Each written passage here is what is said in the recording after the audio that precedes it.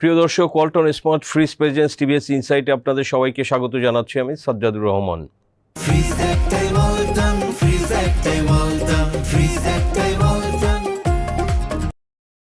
দর্শক, আমরা জানি যে ব্যাংকিং সেক্টরে এনপিএল একটা বড় সমস্যা এবং বর্তমানে আসলে চাহিদারও অনেক অভাব। সো ব্যাংকিং সেক্টর বিভিন্ন কারণে কিন্তু একটা খারাপ সময়ের মধ্যে দিয়ে যাচ্ছে।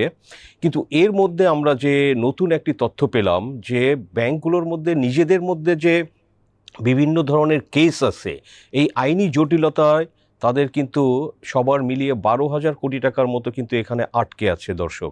সো এই খুবই ইন্টারেস্টিং রিপোর্টটি করেছেন টিভিএসের সিনিয়র করেসপন্ডেন্ট রেজাউল করিম। তা আমরা এই রিপোর্টটি নিয়ে বিস্তারিত বিশ্লেষণ করব এবং আপনাদের সাথে শেয়ার করব। রেজা, স্বাগতম আপনাকে। ধন্যবাদ। এই যে আইনি জটিলতায় 12,000 কোটি টাকা আটকা ব্যাংকগুলোর নিজেদের মধ্যে, তো এটা আসলে কী কারণে, বিষয়গুলো কি নিয়ে তারা এরকম কোর্টে তাদের লিগ্যাল ব্যাটেল হচ্ছে? আপনি শুরুতেই বলেছেন একটা বিষয় যে আন্তঃব্যাংকিং যে বিরোধের বিষয়টি এখানে উঠে আসছে। আমাদের এখানে ফাইন্যান্সিয়াল প্রতিষ্ঠানগুলোর নানা ধরনের জটিলতা রয়েছে, তার মধ্যে এটি একটা নতুন ধরনের, আমরা ব্যতিক্রম বলতে পারি। এরকম ঘটনা ঘটে ব্যাংকারাই জানে, যারা মামলা করে তারাই জানে, কিন্তু সাধারণ মানুষের চোখে খুব কম পড়ে। সেরকম একটি ঘটনা এই বিষয়টা। এই আন্তঃব্যাংকিং লেনদেনের ক্ষেত্রে একটা স্বাভাবিক ডিসপিউট হয় অনেক সময়, যখন কোনো ব্যাংক আপনার ব্যাংকের সঙ্গে সরাসরি ঋণ চুক্তি করে অথবা কনসোর্টিয়াম গঠন করার পর সেখানে লেনদেনের কোনো ডিসপিউট হয়। এটা একটা বিষয় আছে, যে বিষয়গুলো নিয়ে সরাসরি মামলা করা যায় না, কোনো ব্যাংক কোনো ব্যাংকের বিরুদ্ধে মামলা করতে পারে না। এই বিষয়গুলো সালিস আইন 2001 অনুযায়ী জেলা জজ কোর্টে আবেদন করতে হয়, সেখানে আরবিট্রেশন বোর্ড গঠন করে দেয়, সেই বোর্ডের মাধ্যমে বিষয়গুলো নিষ্পত্তি হয়। কিন্তু এই যে আমরা যে নতুন যে বিষয়ের কথা বলছি, আন্তঃব্যাংকিং বিরোধ, এই বিরোধটা বেসিকলি তৈরি হয় এলসি কেন্দ্র করে। আপনি নিশ্চয়ই জানেন, এলসি করতে হলে কোনো একটা ব্যাংকে গ্রান্টার হিসেবে নিতে হয়, অথবা সেই ব্যাংকের কাছ থেকে আইবিপি নিতে হয়, আমরা যেটাকে বলি ইনল্যান্ড বিল পারচেজ। তো এই বিরোধগুলো সাধারণত এটা কেন্দ্র করে। আপনার একটা ব্যাংকে আইবিপি দিয়েছে, আইবিপির সাধারণত লোকাল ট্রেডের ক্ষেত্রে যে এলসিগুলো করা হয় সেখানে আইবিপি টার্মটা বেশি ব্যবহার হয়। আবার এই যে একটা ব্যাংকে আইবিপি দিল, যে আমি বললাম যে তুমি এই গ্রাহকের সব টাকা পেড করে দিও, ওই যে প্রতিষ্ঠান মাল দিচ্ছে বা প্রোডাক্ট দিচ্ছে, আমি চেক দিয়ে দিলাম আমার ব্যাংকের এত টাকার। তো চেক দেওয়ার পরে যখন ওই যে প্রতিষ্ঠান রপ্তানি করলো বা মাল দিল, তাকে এই ব্যাংক আপনার ঠিকই টাকা পেড করে দিল, পরে গিয়ে ওই চেকগুলো আপনার ভাঙতে গিয়ে নগদান করতে গিয়ে দেখা যায় বাউন্স হয়ে গেছে। এরকম একটা আমরা বড় ঘটনা উঠে নিয়ে এসেছি, যেটা বেশ প্রায় 23-24 বছর আগের ঘটনা। কি ঘটনা? সোনালী ব্যাংক এবং উত্তরা ব্যাংকের মধ্যে। উত্তরা ব্যাংক এরকম একটা গ্রাহকের পক্ষে আপনার সোনালী ব্যাংকের কাছ থেকে ওই আইবিপি নেয় আপনার প্রায় 56 চেকের মাধ্যমে, যেখানে অ্যামাউন্ট ছিল প্রায় 15 কোটি টাকা। লোকাল দুটো কোম্পানির মাধ্যমে লেনদেন হয়। তো পরে যখন ওই আপনার আমদানিকারক প্রতিষ্ঠানকে টাকা পেড করে দেয় উত্তরা ব্যাংক, বাট ওই চেক নগদান করতে গিয়ে দেখে বাউন্স হয়ে গেছে। পরে বাধ্য হয়ে আপনার ঢাকার অর্থনৈতিক আদালতে উত্তরা ব্যাংক সোনালী ব্যাংকের বিরুদ্ধে মামলা করে। তবে হ্যাঁ, এখানে একটি বিষয় আছে, এখানেও ব্যাংকের বিরুদ্ধে সরাসরি মামলা করেনি। এখানে ফার্স্ট পার্টি করেছে যে প্রতিষ্ঠান মালামাল গ্রহণ করেছে, ক্লায়েন্ট তাকে পার্টি করছে, সেকেন্ড পার্টি করেছে সোনালী ব্যাংকে।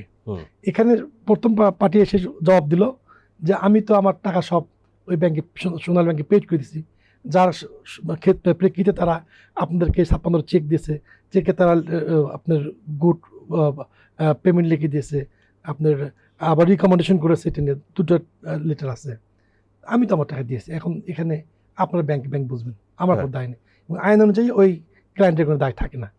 পরে এই মামলাটা অর্থনৈতিক আদালতে হওয়ার পরে 2006 সালে একতরফা ডিক্রি হয় সোনালী ব্যাংকের বিরুদ্ধে।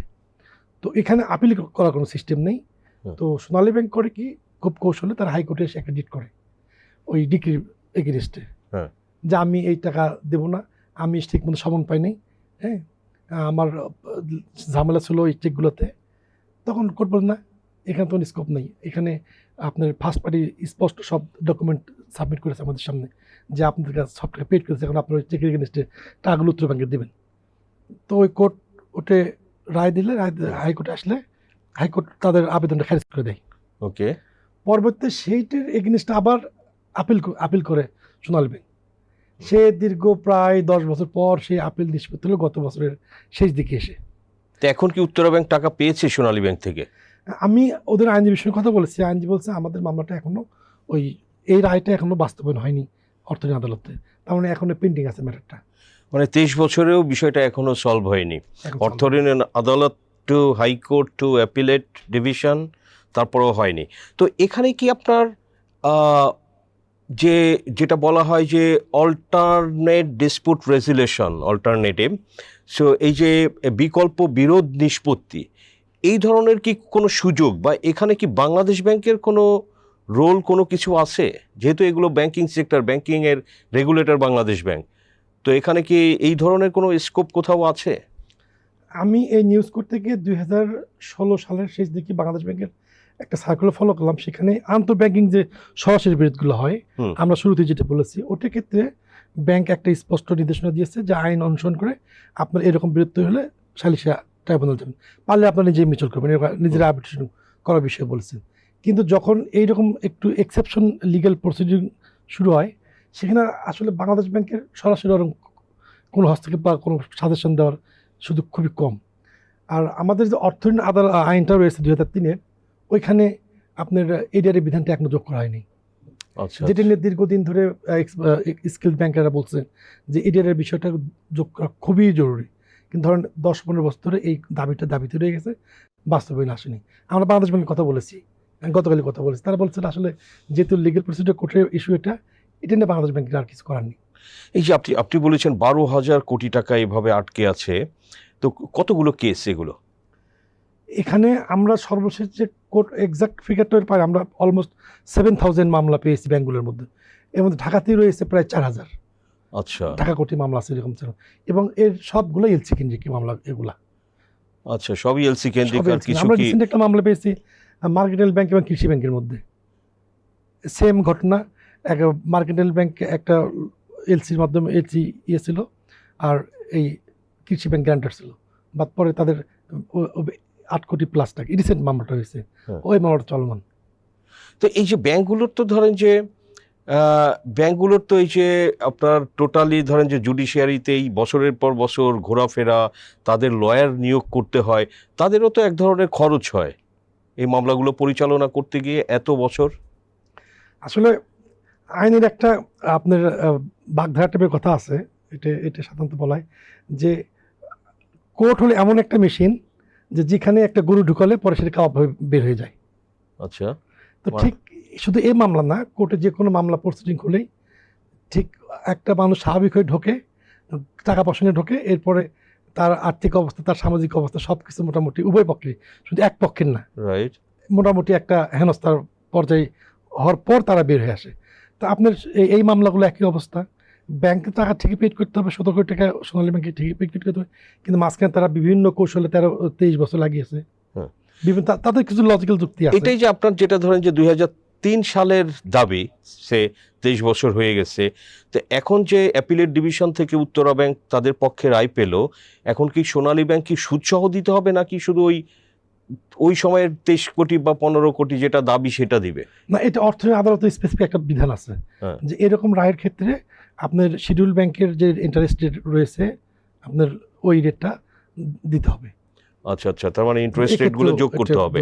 তো আপনার রেজা, আমরা আলোচনা শেষের দিকে, এই তো আইনজ্ঞ বা বিশেষজ্ঞ তারা কি বলে যে এটার সমাধান কি? এখানে সমাধানের বিষয়টা হলো আপনার বাংলাদেশ ব্যাংক স্ট্রং ভূমিকা নিতে হবে, যেটি সবসময় বলছে, এটা একটু খুবই কমন একটা বিষয় হয়ে গেছে। তো বাংলাদেশ ব্যাংক এখানে ভূমিকা নিবে, বাংলাদেশ ব্যাংকে আরও স্টেক হোল্ডার রয়েছে, আরও ব্যাংক যারা আছে, সবার মধ্যে যারা লেন্ডার রয়েছে, যারা এলসি করে, সবার মধ্যে একটা গুড ইন্টেনশন থাকতে হবে। হ্যাঁ, তারা নিজেদের স্বার্থ, দেশের স্বার্থ, সব স্বার্থ হিসেব করে যদি এই প্রসিডিংগুলো ফলো করে, আপনার অনেস্টলি বিজনেস করে, ব্যাংকগুলো লেনদেন করে, তাহলে এই সমস্যাগুলো হয় না। আর এডিআর বিষয়ে আমরা বলছিলাম যে আমার একজন ব্যাংকের সাবেক চেয়ারম্যান তিনি বলেছেন এডিআর এইরকম বিষয়ের ক্ষেত্রে বাধ্যতামূলক করা খুবই জরুরি। তার কারণ যেখানে এই এনপিএলগুলো নিয়ে এত ঝামেলা হচ্ছে, আপনার অলমোস্ট 80,000 মামলা রয়েছে অর্থ ঋণ আদালতে, যেগুলো কিন্তু প্রায় 6 লাখ কোটি টাকা আটকে আছে ব্যাংকগুলোর। আচ্ছা, সেখানে আবার যদি ব্যাংকগুলোর মধ্যে এরকম আন্তঃকন্দল তৈরি হয়, হুম এক্ষেত্রে তো গ্রাহকের আস্থার একটা ঘাটতি তৈরি হয়, এটা স্বাভাবিক। হুম তো এখান থেকে Right. বেরিয়ে আসতে হবে আমাদের। রাইট, ঠিকই বলেছেন। বাংলাদেশ ব্যাংকেরই আসলে এখানে রোল প্লে করতে হবে, বাট হয়তো কোর্টে যাওয়ার পরে তো বাংলাদেশ ব্যাংকের তখন কিছু করার থাকে না মেবি। তার আগে বাংলাদেশ ব্যাংক তো রেগুলেটর, রেগুলার, সে রাইট, তো যেটা বলবে ব্যাংকগুলো অনেক সময় সেটা মানতে বাধ্য হয়। রাইট। সো বাংলাদেশ ব্যাংকের আশা করি আমরা আসলে এখান থেকে তারা একটা রোল প্লে করবে। সো রেজা, আপনাকে ধন্যবাদ। ধন্যবাদ। দর্শক, আমরা আলোচনা করলাম এবং আমাদের আলোচনা আপনাদের সাথে শেয়ার করলাম। আলোচনা ভালো লাগলে লাইক করবেন, শেয়ার করবেন। আপনাদের সবাইকে ধন্যবাদ।